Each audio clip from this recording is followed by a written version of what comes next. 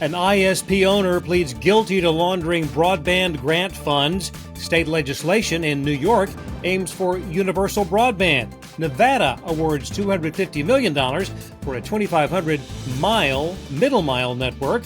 A pair of huge telecom acquisitions, and state broadcasters nationwide urge Congress to incentivize women and minority-owned broadcast stations. Those stories and more on This Week in the Broadband Universe. Hello, everyone, and welcome. I'm Craig Corbin. The owner of Clear Fiber Incorporated, 35-year-old Timothy Henson, has pleaded guilty to laundering money meant to bring broadband services to rural areas of West Virginia. According to a report from WBOY-TV in Clarksburg, West Virginia, Henson was awarded $1.96 million in USDA funding through the Community Connect program for high-speed internet. Henson admitted in court that he submitted false invoices for more than $340,000 and transferred $322,900 into another bank account for his personal use. The Internal Revenue Service and USDA Office of the Inspector General investigated the case. Upon sentencing, Henson faces up to 10 years in federal prison. A New York state lawmaker is looking to make it easier for municipalities to build out new networks. State Senator Jeremy Cooney, who represents Rochester, New York, has introduced the Broadband Deployment Assistance Act of 2024. New York State Senate Bill 9134 would streamline the permitting process for municipal broadband projects. Text of the bill makes reference to the $42.5 billion BEAD program as the primary reason for the legislation. Senator Cooney hopes his bill will help adopt a sense of urgency for broadband. The state of Nevada's Office of Science, Innovation, and Technology this week awarded $250 million to Zayo for a 2,500-mile open-access fiber network. The middle mile network will connect currently unserved schools, libraries, along with state and local government facilities and community anchor institutions.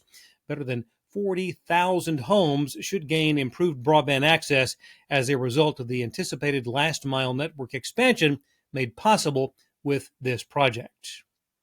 A coalition of broadcast associations from all 50 states, along with the District of Columbia and Commonwealth of Puerto Rico, have written to congressional leaders in support of the Broadcast Voices Act. That is legislation that would incentivize capital investment in women and minority-owned broadcast stations.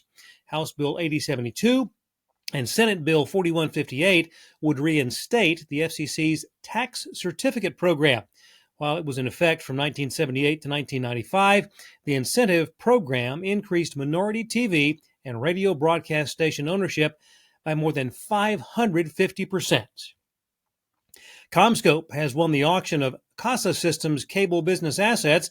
Companies have agreed to a purchase agreement, and for the tidy sum of $45.1 million, CommScope will acquire those assets with a closing slated for June the 6th. Casa Systems filed for bankruptcy in April.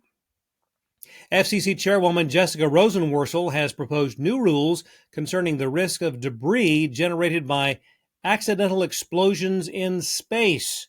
During the Commission's May open meeting this week, rules were presented utilizing a probability metric requiring applicants to assess and limit the probability of accidental explosions to fewer than 1 in 1,000 for each satellite submitted for approval by the FCC. At present, FCC rules require satellite licensees to merely affirm that they have effectively mitigated the risk of debris-generating explosions in space. The probability metric, a derivation of NASA's standard, and it would apply during and after completion of mission operations.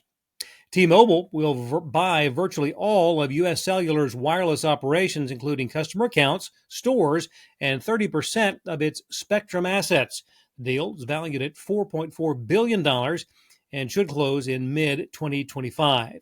U.S. Cellular retains ownership of not only 70% of its spectrum, but also 4,400 telecom towers. T-Mobile will become a long-term tenant on at least 2,600 towers for the next 15 years. If the deal fails to go through, T-Mobile will pay U.S. Cellular a $60 million termination fee. Live Oak Fiber this week announcing a major milestone with 50% of its Georgia broadband expansion now completed. Fiber has been deployed across Glenn, Camden, and Chatham counties, with an investment of more than $100 million. Upon completion, the 100% buried fiber network will serve approximately 150,000 homes and businesses across coastal Georgia. And finally, you've probably been made aware of the yet-to-be-launched sports streaming joint venture Venue Sports. If a recent survey of sports fans by Horowitz Research is any indication, it's going to do gangbuster business. Nearly 60% of sports fans that were surveyed between the ages of 18 and 49 say they will very likely subscribe to Venue Sports, and that's without knowing what the monthly price will be. The joint venture of Disney, Fox, and Warner Brothers Discovery will launch sometime this fall with a bundle of sports channels including ESPN, Fox, Sports 1, and TNT. A number of research companies see Venue Sports as a profoundly disruptive force that might well be the straw that breaks the back of U.S. pay television for good. We shall see. Thanks for watching. We'll see you next time on This Week in the Broadband Universe.